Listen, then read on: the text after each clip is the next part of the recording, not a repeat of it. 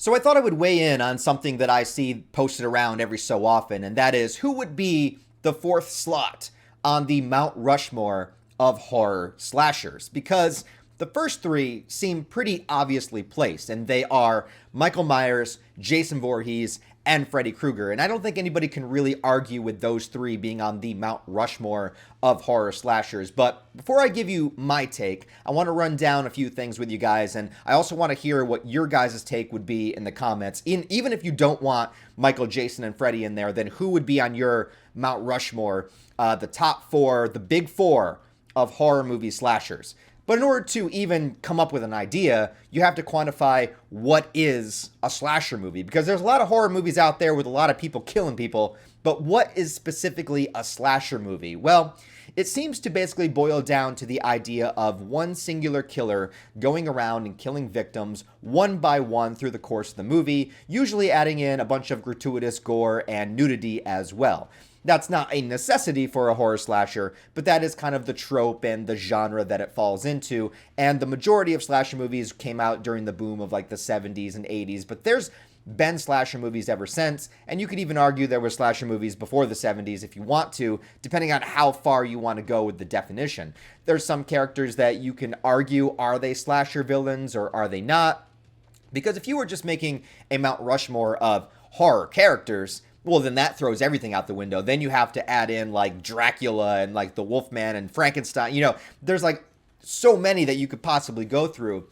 And I think that when it comes to picking the top four or like the Mount Rushmore of horror slashers, you have to think about legacy, you have to think about impact, you have to think about variety, and you have to think about just what has stood the test of time and also fits in with that horror slasher bracket. So the ones that people go to, the top three, I think are pretty obvious and I think make the most sense because you have Michael Myers, who essentially was the original masked horror slasher that everybody imitated from this point on. Halloween has a massive legacy in itself. Not only is the first movie one of the best horror films of all time, but it's gone on to have multiple different timelines, multiple different storylines, but it's something that's definitely stood the test of time, and people always want to see more Michael Myers. He's got the iconic theme song.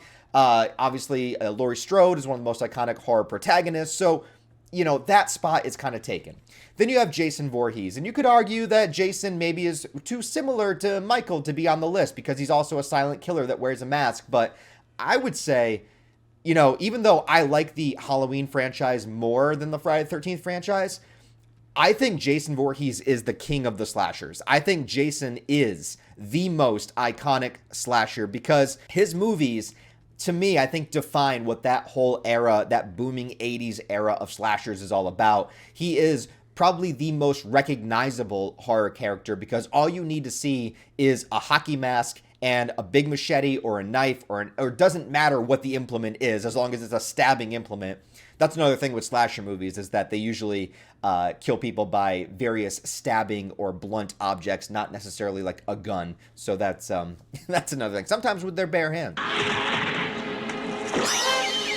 But I think just the image of Jason, the look of him, I think he is the most iconic. I think almost anybody, no matter, even if you're not a horror fan, I think everybody can pick out Jason Voorhees. And I think that in itself makes him stand out. Also, his movies were like the most, you know, ridiculously over the top slasher that you could get. They gave you the gore. They gave you the intense creative kills. They gave you the tits. They gave you everything that you could possibly want in a slasher movie. The Friday the 13th movies are that. And they also have variety. Like I said, you know, Jason goes into space. Jason goes to New York. So you have that one. And then the third spot, Freddy Krueger, I think, again, arguably probably the second or third most iconic horror slasher of all time because people love the character of Freddy Krueger. They love his sadistic personality, how much he tortures people. Also, he is something that is legitimately scary to a lot of people. You know, the idea of being killed in your dreams where you're kind of defenseless and he can control and manipulate the world and he plays on your fears. Also just has a very iconic signature look, just the burned skin, the sweater, the razor glove, something very unique, something very specific that just really stands to Freddy Krueger himself with Robert Englund's performance. And Robert Englund is Freddy Krueger. Like, there's no taking that away from him. And because he just was able to deliver such a profound performance in every single movie, whether Freddy was being scary or silly, people love it. And so he definitely deserves to be there. But that the fourth spot on the Mount Rushmore of horror slashers, who should go there? Well, there's a lot of different directions that you could go.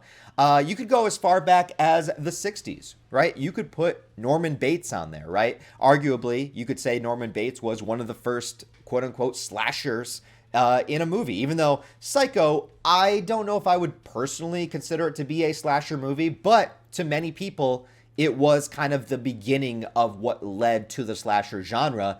And since, you have the legacy cost of him being one of the first to be able to do it. Also, he did go around killing people with a knife, and he did kill off his victims one by one, and he does have sequels, so you could theoretically put Norman Bates up there, right? There's also what people consider to be the first real slasher movie with Black Christmas and its Killer Billy, and you could definitely put that up there too.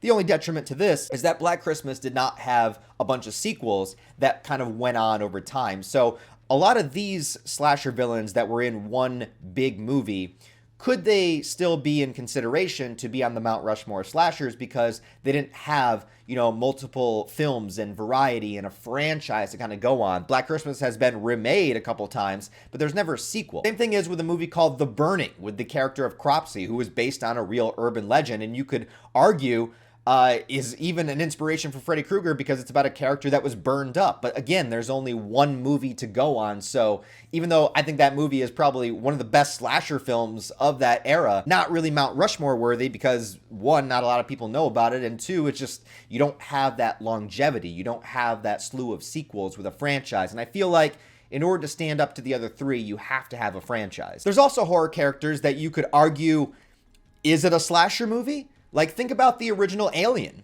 I consider that to be one of the best horror movies of all time. It's one of my favorite movies of all time.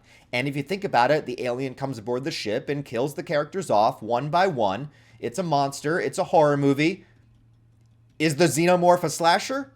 Well, I would say probably not, because it's a different style. It's a different vibe. It's more than sci-fi. And as the sequels went on, the xenomorphs kind of work more as like a collective, rather than like a singular killer. But that first movie, you could make an argument for that. The same thing is true with the first Terminator movie. Sure, again, it's a sci-fi movie, but you have a killer. Sure, he's a machine, but what does that matter? I mean, Freddy's a dream demon. Michael is whatever timeline you decide it is. Like, Jason is a person that lived in the woods and then a zombie. And so, like, what do you consider it to be, right? So the first Terminator, you have a character that goes around killing people one by one. He has a prime directive to get to a specific person. But, I mean, Freddy had a prime directive to kill off the children of Elm Street at first. And depending on what timeline you go in, Michael has a directive to kill off his family. So there's not necessarily... you don't need to not have a motivation to be considered for the list. So maybe the Terminator. But again, I would say that changes because of the future installments and kind of changes the status quo of what Terminator is. But that original film, you could definitely say is a slasher. And what about Patrick Bateman? Okay, maybe he didn't actually kill people. Maybe he did. Maybe it's all in his head. But even though he's the protagonist, he does go around killing people and has, I think, one of the most iconic kill scenes of all time when he kills fucking Jared Leto.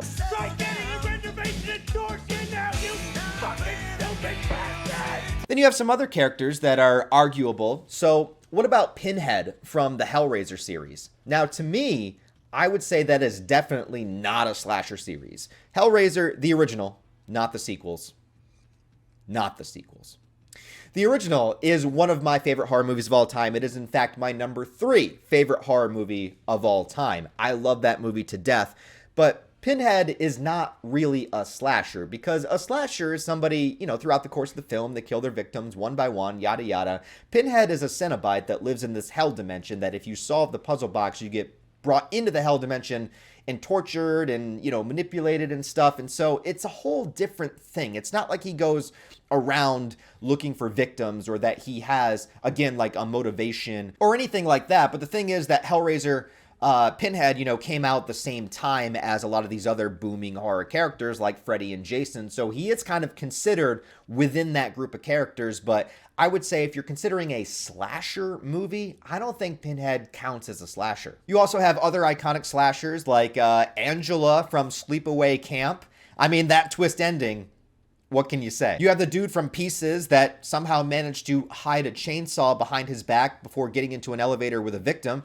I mean, I think that's worth at least a little bit of notoriety. And what about Jigsaw from the Saw franchise? Sure, he doesn't personally kill them, but he does put them into a situation where they die, and he does kill off victims one by one in a way. And so, does he count? I don't know if I would consider the Saw movies a slasher series, but... And you have newer characters like Art the Clown from the Terrifier franchise, and I would say that he could definitely be a contender maybe in like another 10 years. If Art continues to put out, crazy, shocking, fun movies, then perhaps. Also, I want to get more into the lore of Art the Clown. Like, what is he? I don't even know. But all right, let's stop fucking around. We all know that it comes down to 3 characters. Who could possibly take the spot? We have Leatherface from Texas Chainsaw, we have Chucky from the Child's Play franchise, and we have Ghostface from the Scream franchise. We all know it's really going to come down to one of these 3. So let's talk about it. Let's figure out what character actually goes here. So, some people might not like this, but the first character I'm going to rule out is Ghostface. Now, I think Scream is one of the best slasher franchises of all time. I'm a big Wes Craven fan. In fact, Wes Craven is my favorite horror director. And somehow they've managed to make the Scream franchise continue even without him. But when you add in, Jenna Ortega and Melissa Barrera, I mean, I can't help but still enjoy the franchise. Anyways, that's not the point. Point is that Scream basically reinvented the slasher genre in the 90s and has continued to this day to be absolutely iconic. The Scream Ghostface mask is something that I think most people would recognize by this point, maybe almost as iconic as the Jason Voorhees hockey mask. So why not put Ghostface in the Mount Rushmore? Well, my simple reasoning comes down to one basic fact, and that's that which Ghostface are you talking about? If you're putting horror franchises on the Mount Rushmore, sure, I would be okay with Scream there. But if you're putting characters, horror killers specifically, well, one of the draws of the Scream franchise is that every movie has a different killer or multiple killers. And part of the fun of the Scream franchise is the mystery element. It's trying to figure out who the killer is. But that is different than having like one signature killer throughout your entire franchise, because every killer of the Scream franchise dies in their designated movie. So if you're putting Ghostface on the Mount Rushmore, you got to decide which Ghostface you're going for. And I think individually, I don't think they have the same kind of notoriety or the same kind of iconic status as the other 3 killers there. I mean, we know that the best Scream killers are Stu and Billy from the first movie, but is it enough? Is one great movie enough to put Stu on the Mount Rushmore? I don't know. I just don't quite think so. The other one is Leatherface from the Texas Chainsaw Massacre franchise. And I will be honest, when it comes to Texas Chainsaw, I'm not really the biggest fan, but it's not because I dislike the films. It's actually because I personally haven't seen a lot of them. I've seen Texas Chainsaw Massacre 1 and 2. I saw the 2003 remake, and I've seen the one with Matthew McConaughey. I don't know what that one was all about. But I'm not the biggest expert when it comes to the Texas Chainsaw Massacre franchise, so I don't really have the confidence to put Leatherface up there.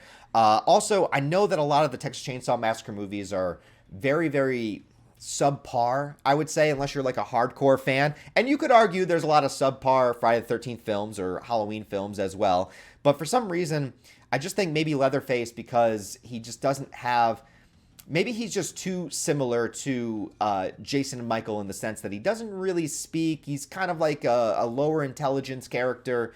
Not that that really matters at the end of the day, but I think when you're doing the Mount Rushmore, since you already have Michael and Jason, who are very different, but are similar in the sense that they're mass killers that don't talk, well, do you want another character that doesn't talk that wears a mask on the board when you could add a little bit more variety to it? And that's why my pick for the Mount Rushmore of horror characters comes down to my short, ginger, maniac king, Chucky. What are you, fucking nuts? And I'm not just saying this because I'm currently working on like a 5-hour long Chucky retrospective. Although, look forward to that. I think in terms of variety, of charisma, of iconic status, and also making it a little bit different, having like a killer doll on the board, having somebody with the personality of Chucky, having somebody that's a little bit different than the others, and the fact that Chucky has to be more covert, he has to be more behind the scenes because he's not as physically powerful as Jason or Michael, and he also doesn't have a bunch of supernatural powers like Freddy, although he does know voodoo, so there is that, but doesn't really tend to help him out that much. But I do think that most people are aware of Chucky, and Chucky has a legacy all of his own. And I think that after kind of going through and rewatching the films as I'm doing right now, I think he just has that sort of like standout personality that is unforgettable. The voice performance by Brad Dourif is absolutely amazing. And I just want to show some representation for my short ginger kings out there. You know what I'm saying? I would put Chucky over Leatherface and over Ghostface because of the reasons I said for them before, because I think Ghostface you can't really put there because he's multiple different characters depending on the movie, and I think that with Leatherface he's just too similar to the others. I think Chucky is a standout. I think Chucky definitely it's just his own specific entity that, you know, has that kind of legacy behind him. The only argument I think you could give for Chucky not being on the Mount Rushmore is that a lot of the movies are a little bit more comedy than they are horror. And if you're going horror slasher, sure. But then again, Freddy is pretty funny for a lot of his movies, and if you have a sadistic sense of humor like I do, a lot of the Friday the 13th movies are pretty fucking funny too. But at the end of the day, it's all about personal preference, and so Chucky is just my pick. He doesn't have to be your pick. In fact, Freddy, Jason, and Michael don't have to be your pick either. So I'm curious. Let me know down below in the comments, who would you put on your Mount Rushmore of horror slashers? And if you want to give a reason why, give a reason why. If not, just tell me your top 4. Anyways, guys, thanks for watching this video. I do appreciate it. Give it a like, give it a thumbs up, and a comment to help it out in the algorithm. Just wanted to shout out a video for my horror fans out there, and also to let you know that, yes, the Child's Play retrospective is in progress. It's coming out soon. Well, maybe not soon. It's coming out. Anyways, thanks for watching, guys. I appreciate it, and I'll talk to you next time.